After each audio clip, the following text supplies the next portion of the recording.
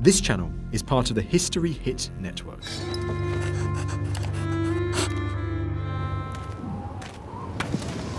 For centuries, pilgrimage was one of the greatest adventures. Epic journeys around the country. You're going the wrong way. This is the Pilgrims' way to Canterbury. And across the world.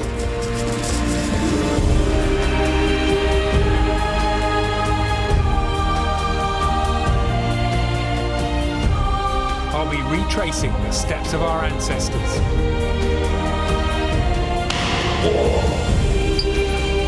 It's the spot where Jesus is said to have been born.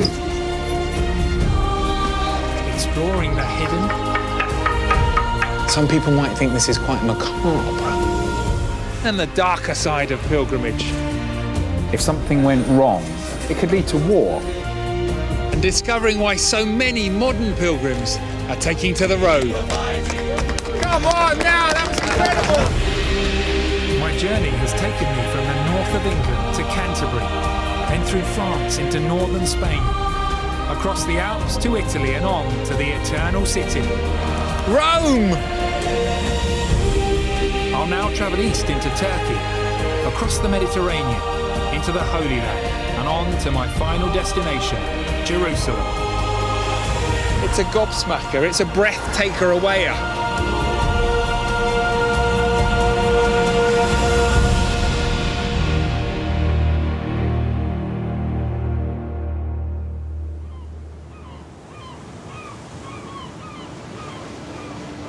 The third and final part of my journey begins at the gateway to the east, Istanbul.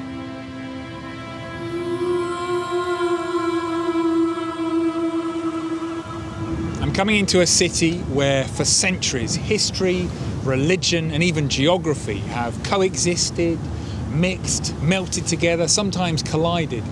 It's almost a bit of a cliche, but on this side is the West, is Europe, is Christianity. And on that side is the East and is Islam.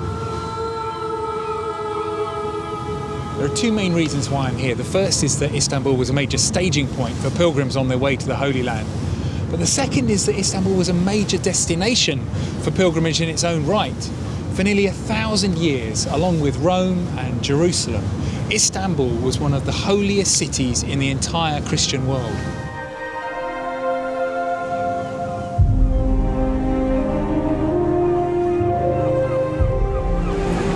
Really love this city.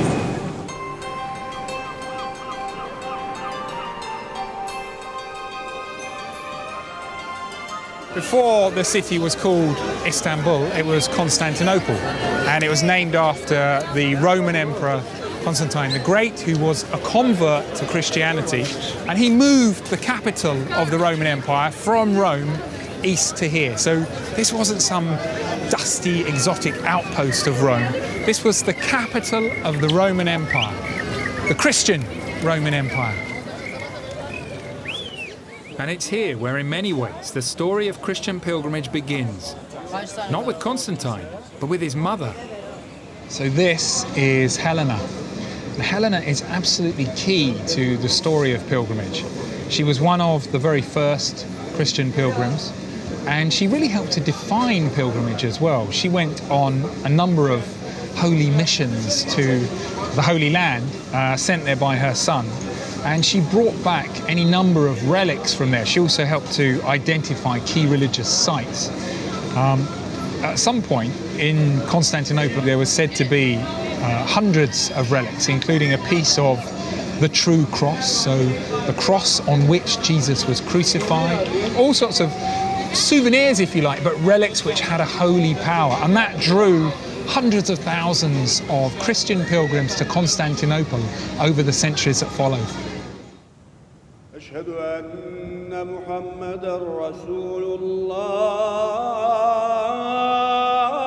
Christian pilgrimage to Constantinople wasn't destined to last. Another religion swept through the Middle East.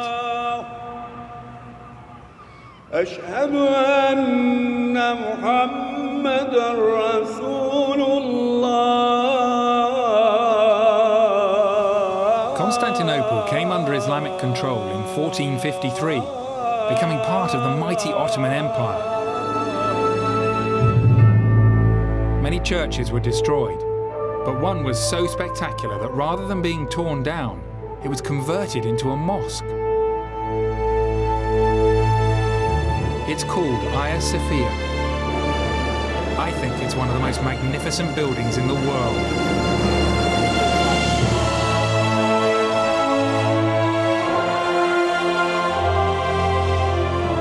Hagia Sophia has a massive dome that seems to float high above the ground. Designed by two Greek scientists and employing craftsmen from across the known world, it was completed in 537 AD. For 1,000 years, no other building had a floor space so vast under one roof. In today's money, it costs more than £2 billion. But it only took 5 years to build. Imagine the planning inquiry that would be needed today.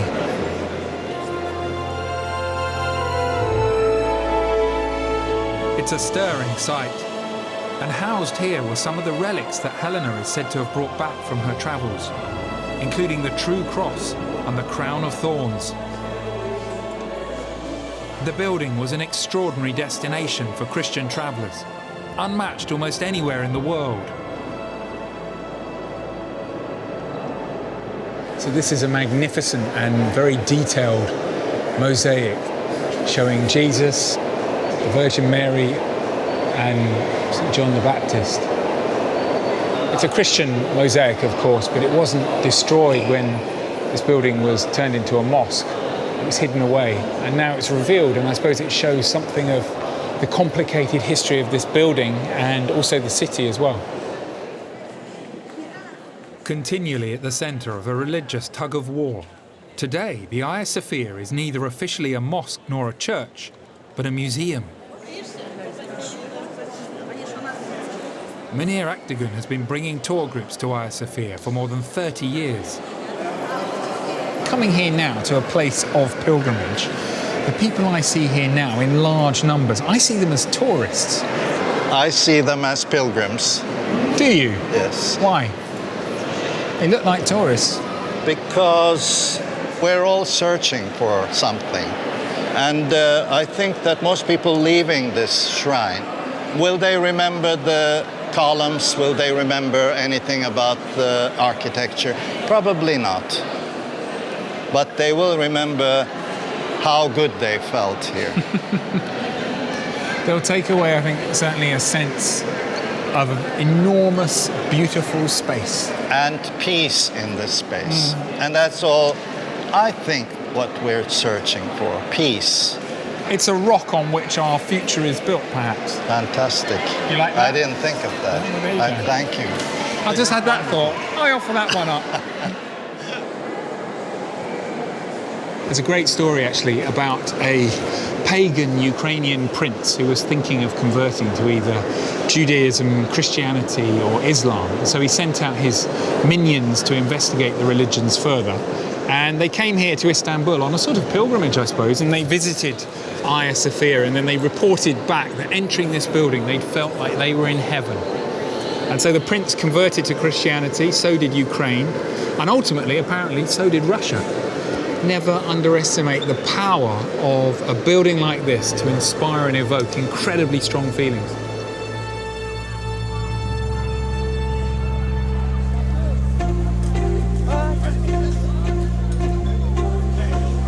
As well as once being a destination of Christian pilgrimage in its own right, Istanbul's location has meant that it's always been a major crossroads for European pilgrims heading east to the Holy Land in Jerusalem.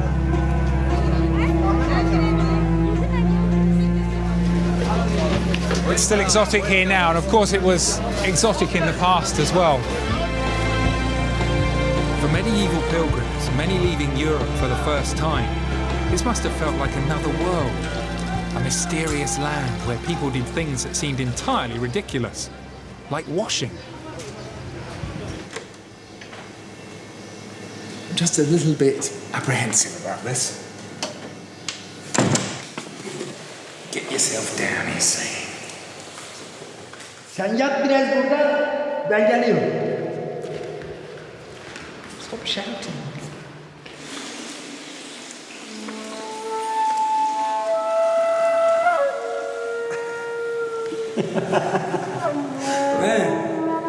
Turn over.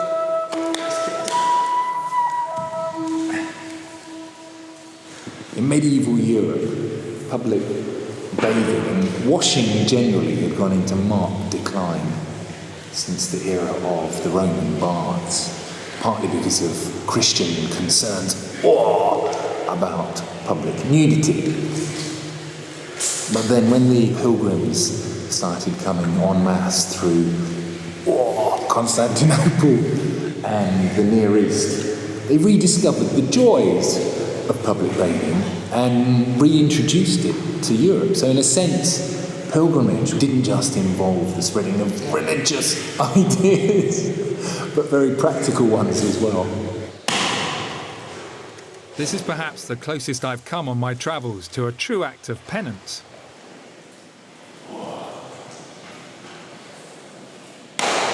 If it hurts, it must be good, right?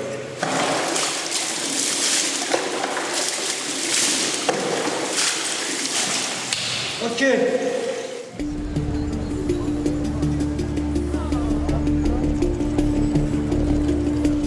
On my journey so far, I'd seen how a desire to get closer to saints and holy artifacts created a network of pilgrimage sites. Places like Canterbury, Santiago in Spain, Rome, and even Istanbul.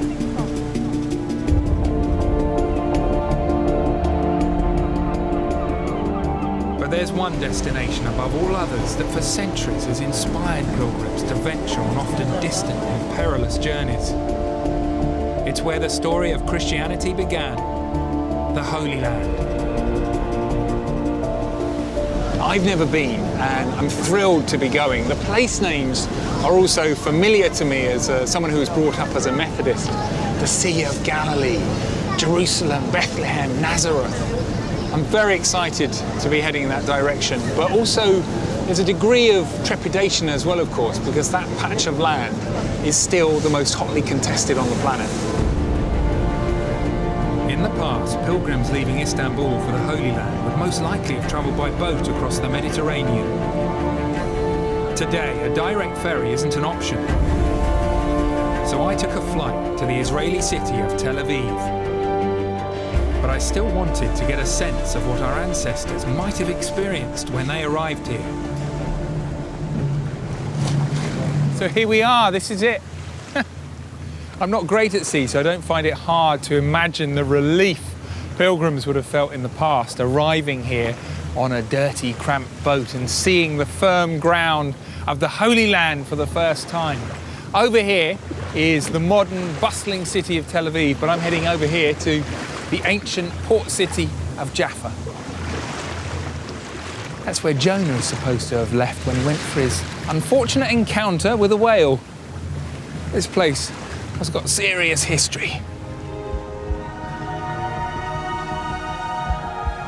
British pilgrims first began arriving in the Holy Land in large numbers more than 1,000 years ago.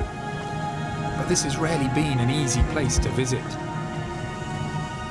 From the 11th to the 13th centuries, Catholic Europe launched the Crusades to seize Christianity's holiest sites from Islamic control.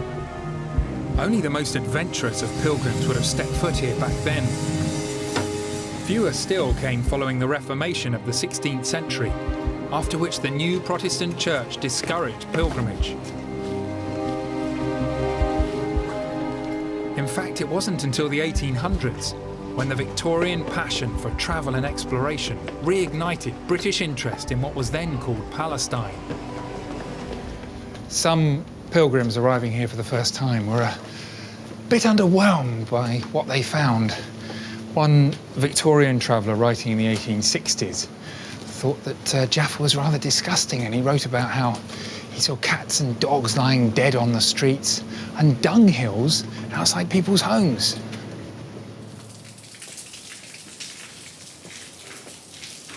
The person who was largely responsible for getting Brits back to the Holy Land was this man, Thomas Cook. Like many Victorians, he was a deeply devout, religious Christian, and he had a burning desire to come here to the Holy Land, which he eventually did, and the result was this book, Cook's Tourist Handbook to Palestine and Syria, published in 1876. There's a passage in the book that I think sums up the motivation for many Victorian pilgrims. It says, "We still experience a sort of patriotism for Palestine and feel that the scenes enacted there were performed for the whole family of man. Narrow as are its boundaries, we have all a share in its possession. What a church is to a city, Palestine is to the world." Of course, the Holy Land has changed somewhat since Cook wrote his guidebook. Then it was part of the crumbling Islamic Ottoman Empire. Now it's an area carved up by religion and politics. Leaving Jaffa, I headed for the town of Bethlehem, which lies in the West Bank, a territory controlled by the Palestinian Authority.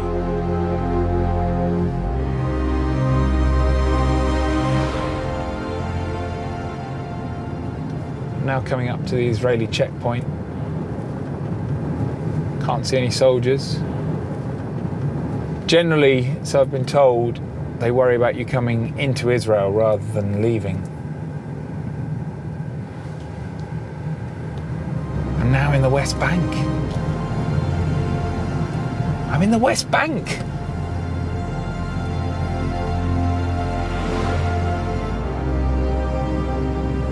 I think one of the hardest things now for a modern pilgrim to do would surely be to come here and ignore the political situation. Modern guidebooks do try to explain the history of the region. Some like to point out there was conflict here at the time of Christ as well. Around 2.5 million people live in the West Bank. I met up with local guide Rafat Shamali, one of more than 200,000 Palestinian Christians living here. Hello there, Simon. Hi, Simon. Your first time in Bethlehem? First time. Oh my goodness. That's a wall in Bethlehem. We're talking of more than 800 kilometers of length when it's finished. This is my first moment I've seen the wall, the famous barrier. It's bigger than the wall of Berlin, by the way. I've just gone past some graffiti that said, "Make hummus, not walls." The Israelis say they built the wall as a security barrier to prevent bombers entering Israel. It's come to symbolize the conflict which still divides the region, ruining lives on all sides. Goodness me.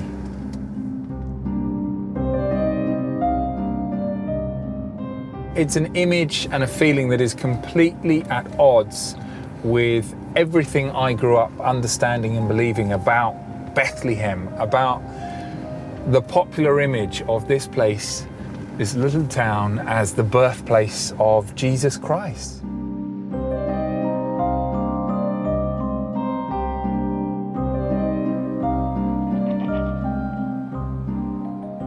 Despite the very raw politics of the region, close to 2 million Christian pilgrims are still drawn to Bethlehem each year to visit the site where the story of their faith began.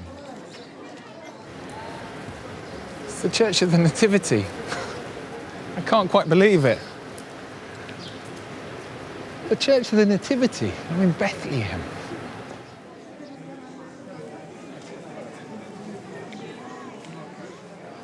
So this is the door of humility. And it's a small, well, there's been several doors over the, I was going to say over the years, but over the centuries. You can see the archway just here, where the door used to be much larger. Anyway, it's now tiny, so that you can't ride in here on horseback. And whoever you are, president, king or queen, you've got to duck when you go in.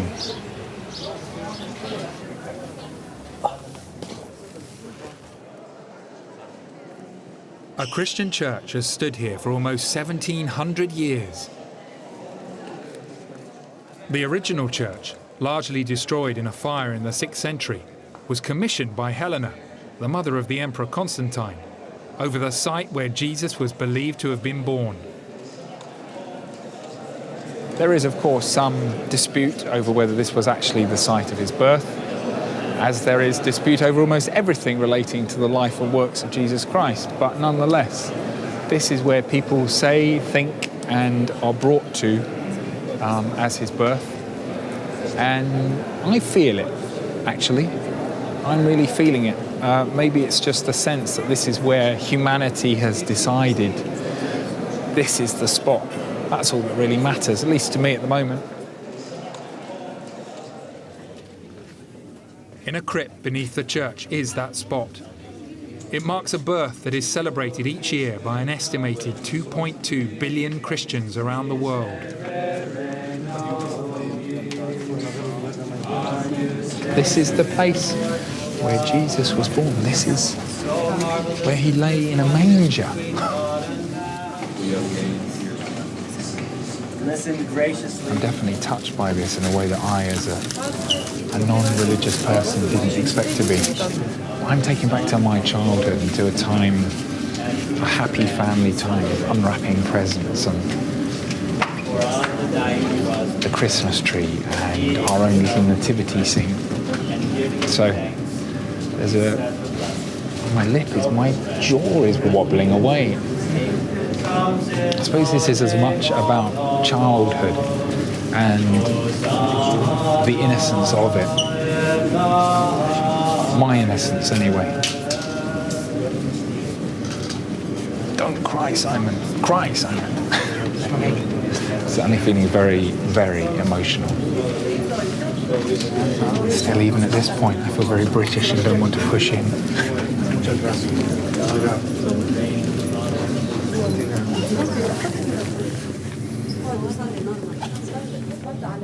This was one of the very first shrines built specifically for Christian pilgrimage. It's now part of a network of sites that inspire modern pilgrims to journey around the world. So we pray at the places where the heroes of our faith either were born or died or did something significant. I've never heard anybody describe it like that, the heroes of our faith. Yes. Mm-hmm. Are you doing the religious equivalent of those Hollywood bus tours where they take you around and show you that's where Demi Moore lives or that's where Michael Jackson died? Is it, I'm not trying to dismiss it, but is it similar to that, do you think? It's similar to that in a way where, sure, we're seeing these places where people live, but they don't change history. Whereas Jesus, he changed history. On my travels through the Holy Land, I was following Thomas Cook's 1876 guide. Like the pilgrims I'd just met, he was a man on a holy mission. And although over 12,000 Victorians signed up for his tour, he never made a profit. He believed it was his Christian duty to bring pilgrims to the land of the Bible.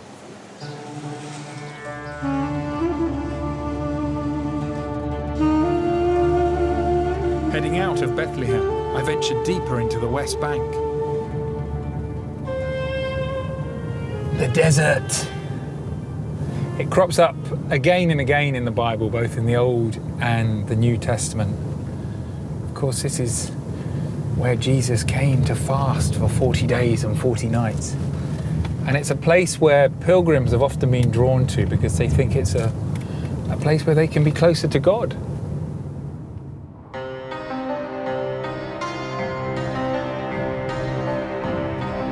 Thomas Cook brought his pilgrims out here, deep into the desert. They came to visit the 6th century Christian monastery of Mar Saba, where a community of monks live an isolated life of prayer and devotion in this bleak and forbidding landscape. The book has it beautifully here. The convent of Mar Saba is in the midst of grand and wild scenery, utterly barren and desolate. It is a lofty and gigantic structure, built in terraces in in a kind of amphitheatre in the side of a mountain. Whether viewed from without or within, it's one of the most weird places in the world, and it's difficult to distinguish which is the natural rock and which the building upon it.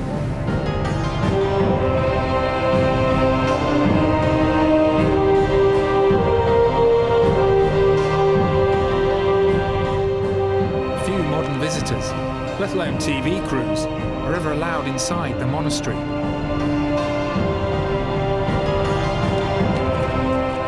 It's no surprise this place is so wary of outsiders. Over its 1,500-year history, it's been caught up in crusades and countless Persian raids. And yet somehow, it's managed to survive.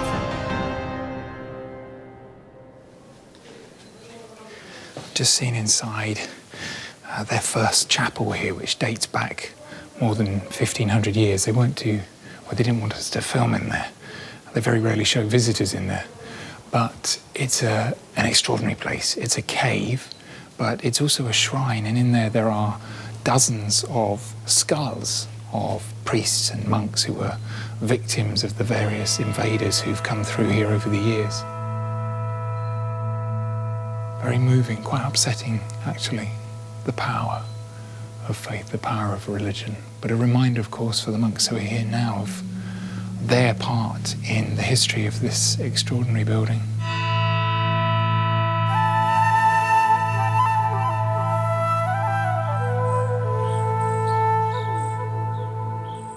Evening, Father.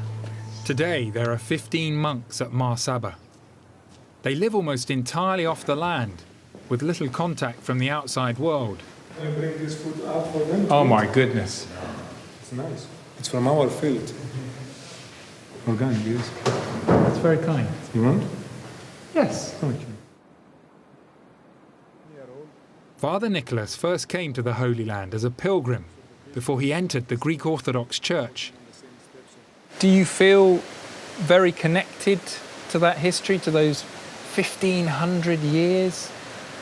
We do feel, yes. We are connected. Either we want it or not, we are. For many people it's like a jail, but for us it's like a paradise. It's something very strong. Is it the location that gives you a closer connection with God? Yes, or yes. is it the location and your relative isolation? The isolation helps because you have many things to deal with in the world, you know, and especially television and these things mix you up. We live cluttered lives now. Yes, we cannot go left and right, so we go up. We meet the heaven.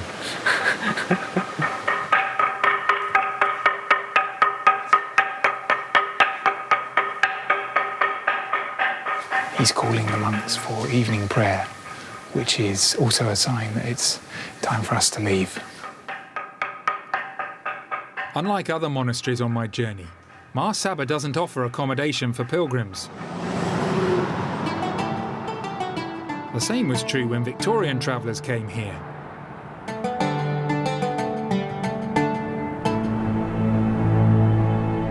With only 2 proper hotels in the Holy Land, both in Jerusalem, British visitors who came here during the 1800s often slept under canvas in a Bedouin-style campsite. This feels a bit touristy. Marhaba.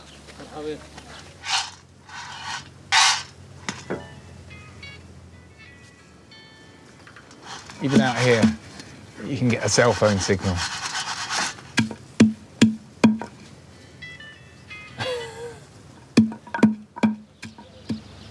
Victorian pilgrims hardly went for the authentic experience either, preferring to take a little bit of Britain wherever they went.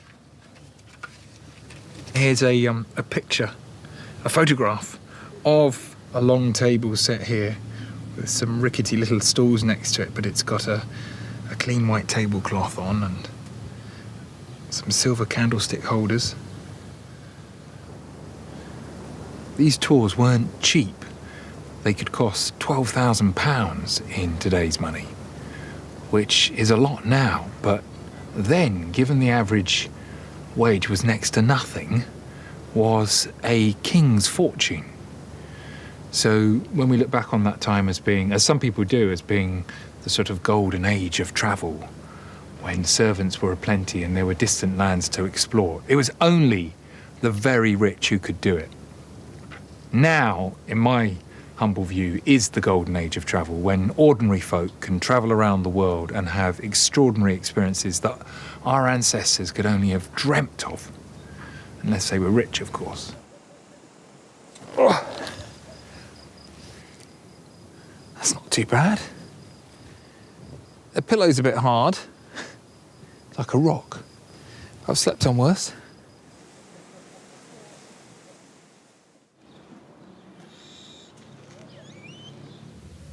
Oh, not the finest night's sleep. There were cats, there were dogs poking around, coming and having a sniff of me. I woke up at one point, and there was a donkey coming into the tent. Ah! Thomas Cook's tours helped to pioneer modern tourism. And although his trips to the Holy Land were largely designed for pious Victorians, there are destinations within his guide that have little to do with conventional pilgrimage, like taking a dip in the Dead Sea.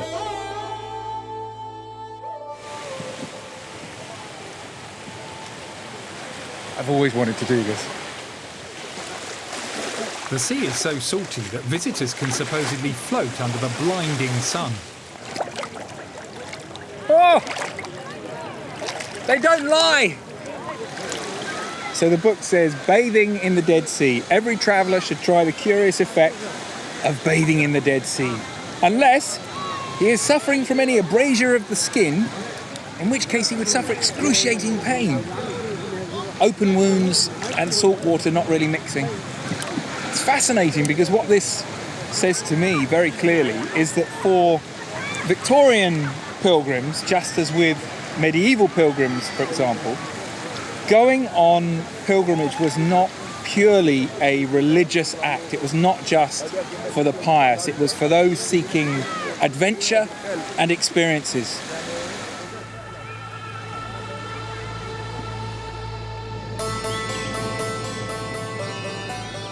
It was during the Victorian era when the line between pilgrim and tourist really started to blur. Now, with cheap flights bringing millions to the Holy Land, some travellers who come here are shying away from crowded churches and shrines in search of more personal experiences they can have in the land of the Bible. I headed north to Galilee and Nazareth. My first stop in this region was the modern pilgrimage destination of Yardenit on the banks of the River Jordan. More than 500,000 pilgrims travel here each year to the spot where some believe Jesus came to be baptized. We thank you for today. We thank you for the opportunity to be in the Jordan River. Just hold your nose.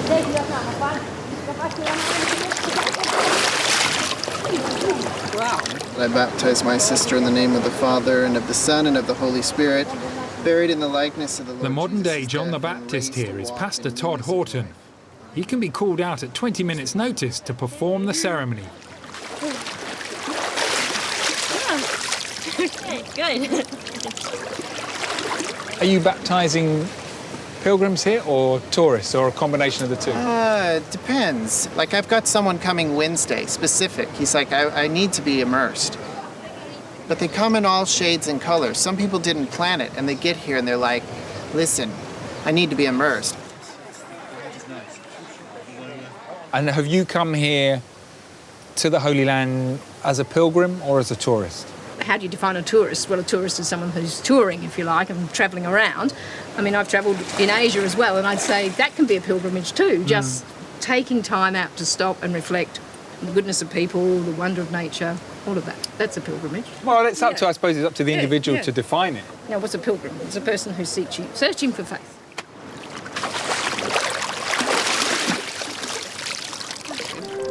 Just a few hundred yards from Yardenit, the River Jordan flows into the Sea of Galilee. It's beautiful. I just like to make a statement of the bleeding obvious now and again. There's a magnificent passage in the book here. Upon those waters he trod. Those waves listened to his voice and obeyed. Everywhere the gospel is written upon this divinely illuminated page of nature, and the very air seems full of the echo of his words. It's poetry. They do not write guidebooks like this anymore.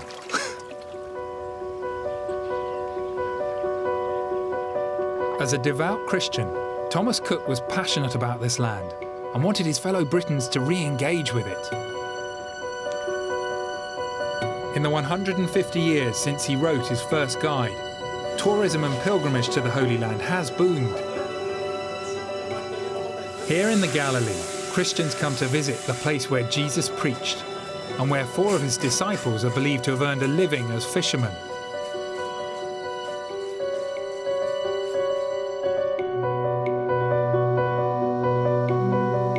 At dawn the next morning, I joined local fishermen Israel and Amnon as they went out to check their nets.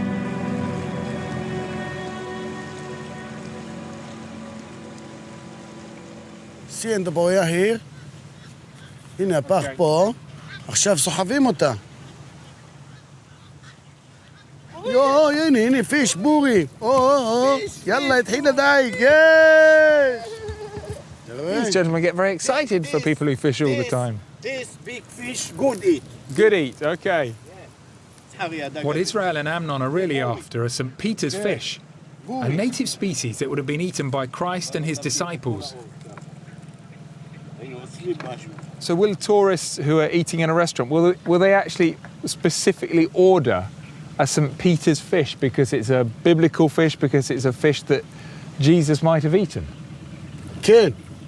Why? כן. כי זה הדג של המקום, של האזור שהוא היה בו. זה האזור הוא היה באזור הכנרת, וזה מה שהוא רוצה להרגיש. The number of pilgrims coming to the Holy Land is increasing, and demand for St. Peter's fish is at an all-time high. פה יש הרבה דייגים, השטח הוא, הדייג הוא לא קל. זה בעייתי, ושזה קשה לתפוס את הדגים. זה בא שם פה, והוא שם שם. יש הרבה סירות, יש הרבה משפחות שמתפרנסות פה בכנרת. וקשה לבוא למצוא מקומות, אזורים של דגים.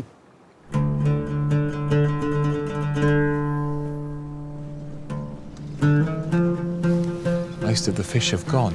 Why have most of the fish gone? Well, as they've said, too many fishermen, but also because so many people are coming here and they want to eat the way Jesus would have eaten.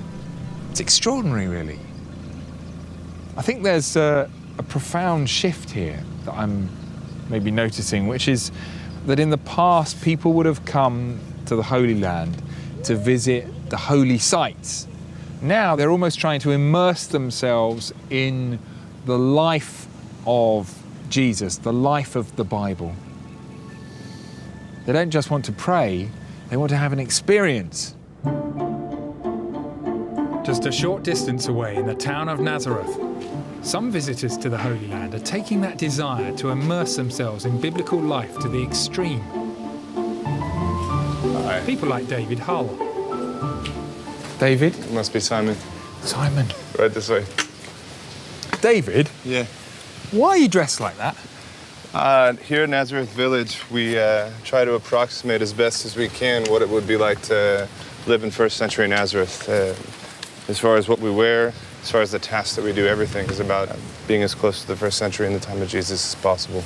Why? My own path was very self-centered and led me to the point of death. I overdosed on drugs. I was actually dying in a hospital. Look at you now. Yeah, a little bit heavier, a little bit healthier. It led me from wearing pants to wearing a dress every day. It's kind of fantastic. Nazareth village is surrounded by the hustle and bustle of the modern town. But here, David tends to sheep, goats and donkeys. The donkeys are out of control, mate. I definitely think it's your responsibility here to... Ah, they're just playing. Two little boys. It does, for me, feel a little bit like I'm on a film set. Yeah. But I actually feel out of place. Well, So that it must be working then. Oh, that's fantastic. We can get you one of these if you'd like. You could do the rest with you walking around in some traditional garb. Just looking at Chris, the director. He smiled all excitedly. There are traditional 1st century buildings here too, complete with a carpenter's workshop.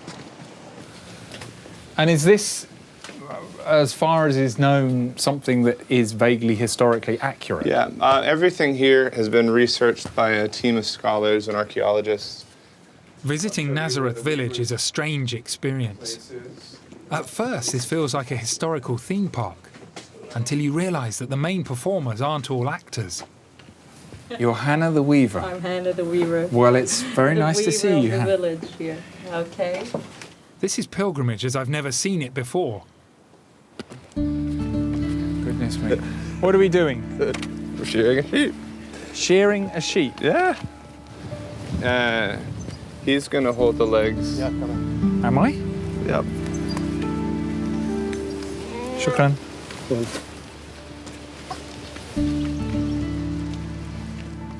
David, what do you learn about biblical life from doing this? This teaches me that biblical life isn't pie in the sky, that it's dirt and sweat and blood, and that it isn't separate from real life. This feels absolutely surreal to me, but timeless as well. You'll be glad to have it off. It's too hot to have all this. Oh, it's all right. It's okay. I think for me, this looks immersive and interesting and like an exciting experience for a time. I'm not sure how long I could keep it up. I think that's the point of pilgrimage, right? Because it means that all of life is an adventure. It means that there's no final destination. It means that I get to grow and learn and shear sheep and chase donkeys and climb mountains and explore rainforests until the day that I die. Good luck on your travels, David. Thank you. Throughout my journey, I've seen how people's definition of pilgrimage can vary. For some, it's about connecting to Christianity through the natural landscape of the Bible. For others, it's about a connection with God through the small patches of ground where holy acts were performed. But there's one place that unites all Christians and has been a magnet for pilgrims from the very birth of the religion itself. And there it is, look. Oh my goodness.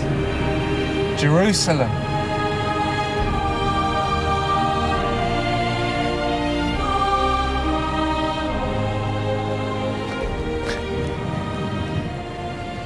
I can't quite believe I'm here. This is a city the like of which does not exist anywhere else on planet Earth. A city that's holy for Christianity, but for Judaism and Islam as well. What must the travellers of our past have thought? They would have got here after long, difficult, dangerous journeys across the continent, travelling thousands of miles by land and sea, and then finally to arrive. It's a gobsmacker, it's a breath taker awayer.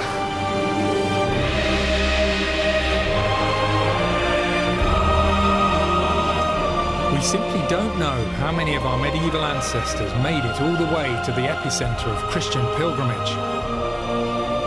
But there are some clues to Jerusalem's popularity. In Chaucer's fictional account, The Canterbury Tales, written in the late 1300s, the lusty wife of Bath is described as having travelled here no less than 3 times. There's another book to show you here. This is the book of Margery Kemp. And Margery Kemp is an extraordinary woman who in the 1400s visited almost all of the major sites of Christian pilgrimage. In truth, I haven't really known where to tell you about her because she's been almost everywhere that I've been on these journeys, except she went in the 1400s, traveling around the world on pilgrimage. She had adventures 600 years ago that women today in many parts of the world would be unable to have. According to her own account, Marjorie Kemp was so filled with holy awe in Jerusalem that she kept falling to the ground in a series of dramatic fainting fits, accompanied by wild religious rants.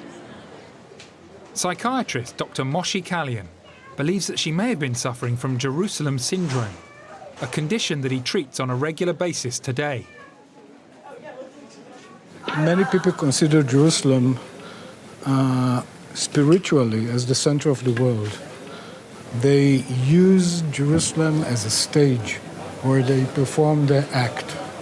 So these are people who are drawn magnetically almost to Jerusalem. Yes, and more or less, because they believe that this is the place where they should deliver their message to humanity. There are people now in the city Definitely. who think of themselves as the new Messiah? They live in some hostel or in some hotel. If they have the means, sometimes they find some work to provide themselves, and they're waiting for the day to come. What, so they'll be working in a shop or something, meanwhile telling all their colleagues, by the way, I'm the Son of God? Mm-hmm. Extraordinary. Yeah.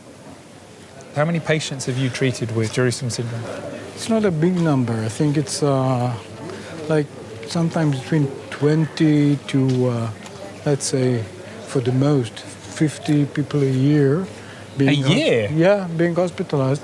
The 50, that's nearly one a week. Yeah. Yes. The power and pull of this city and this land cannot be underestimated. The experiences of Victorian pilgrims, thousands of whom came on Cook's tour, helped to revive and shape British interest in the Holy Land. And by the early 1900s, Britain had enormous power across this region. Everywhere you look in Jerusalem, there are signs of the British influence and legacy. Visits to the Holy Land encouraged senior figures in the British establishment, including Arthur Balfour, Edwardian Prime Minister and later Foreign Secretary, to support a religious movement called Christian Zionism. Followers believed in a biblical prophecy that if the Jewish people returned to the Holy Land, it would start a chain of events that would culminate in the second coming of the Messiah. Their beliefs, forged for many by pilgrimage to the Holy Land, led in part to the Balfour Declaration. The Balfour Declaration of 1917 gave official British approval for the creation of a homeland for the Jewish people. This was the result of pilgrimage at its most political, and it's left a lasting legacy to this day.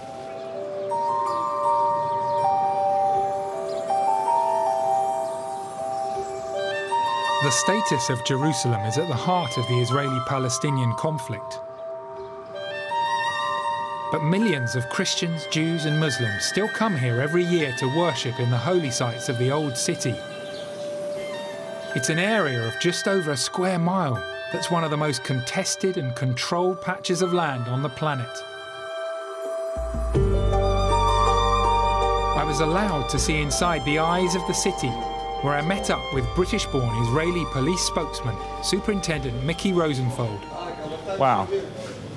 Here we are. Mickey, this is your, command centre then?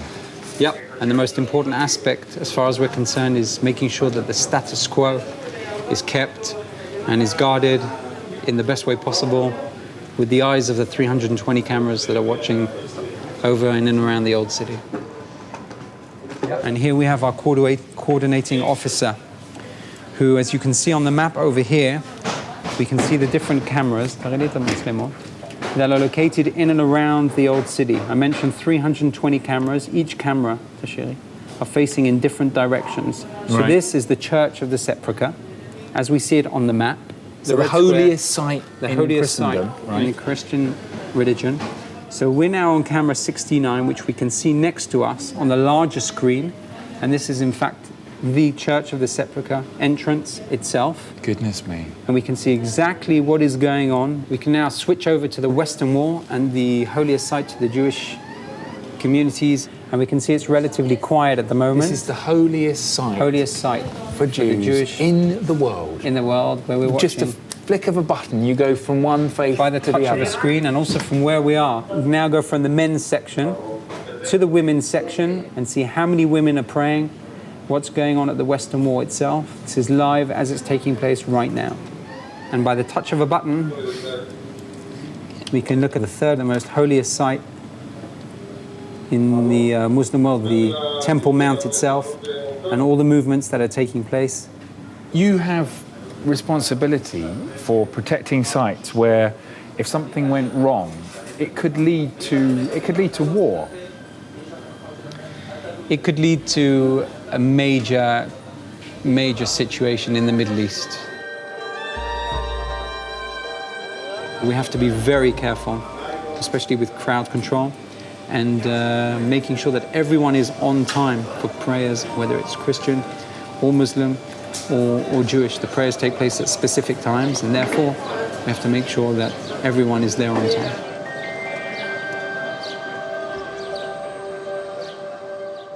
I've walked small sections along some of the holiest Christian pilgrimage trails in the world now, to Canterbury along the Pilgrims Way, to Santiago de Compostela in northern Spain. But I'm now joining perhaps the holiest of them all. I was on my way to the start of the Via Dolorosa, the Way of Sorrow. It's the route that Jesus is said to have taken while carrying his cross through the city to the site of his crucifixion.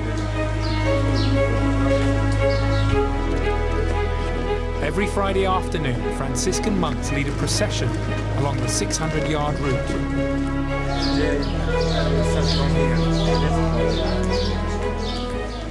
This is the second station of the cross, where Jesus received the cross and then he began to walk, which I'm about to do. I won't be on my own.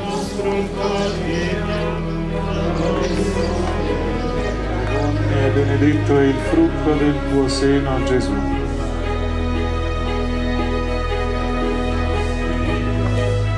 As we all made our way through the narrow streets, I kept catching glimpses of a man dressed in biblical robes.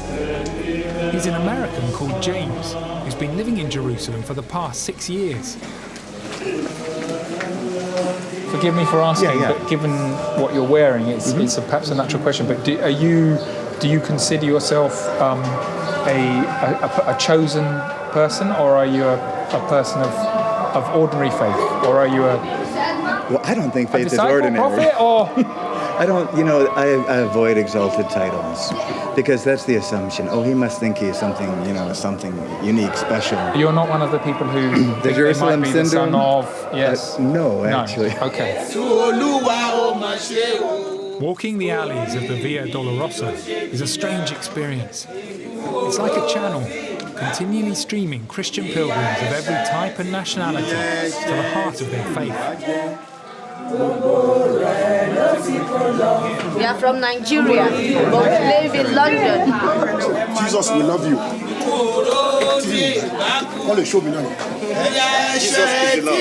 Are you having the experience you expected? Are you feeling you're on the Via Dolorosa? Oh, yes. The Spirit of the Lord is here, and we know we can feel it. I feel my spirit's lifted a bit by the joy of some of the pilgrims we've met. And although I don't know where on earth I'm going at this point, I'm enjoying it. And which way is it? I know a man who'll know. Just right up here. At the end of the Via Dolorosa is the main attraction. It's drawn pilgrims here from around the world. It's the place that has inspired countless Britons across the centuries to risk their lives on a perilous 2,000-mile journey.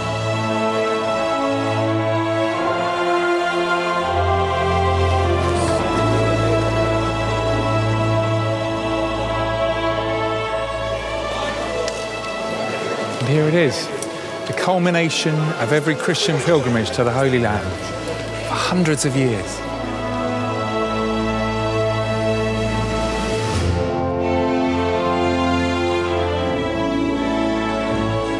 Medieval Britons in particular believed that in the Church of the Holy Sepulchre, the gap between heaven and earth was at its thinnest, a place of unlimited power, where bodies could be healed and sins cleansed. This is everything we've heard about medieval pilgrims doing. People praying directly onto the stone where Jesus is said to have been laid after he was crucified. People rubbing their hands, their bits of cloth to gain holy power. Here, in the holiest site of Christianity, you see the final proof that we are just like our ancestors.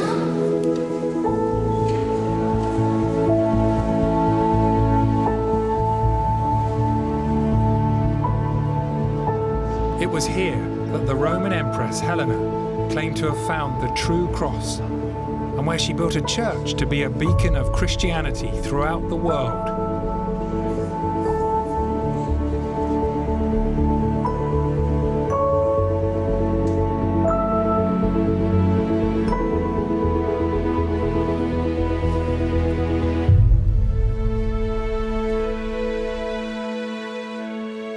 At the centre of the church is Christianity's holiest of holies, the tomb where Jesus is said to have risen from the dead.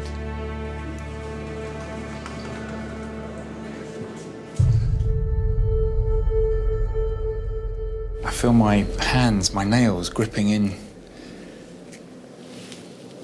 I feel quite tense being here. This is the holiest site in the holiest shrine in the whole of Christianity. This is the cave where Jesus was placed after his death on the cross. It's where he rose again and became Christ, and Christianity was born. This is the birth of a culture, of a civilization. So many paintings, so much music, so much joy, so much suffering, so many wars. So much of human history comes from here. It's utterly overwhelming.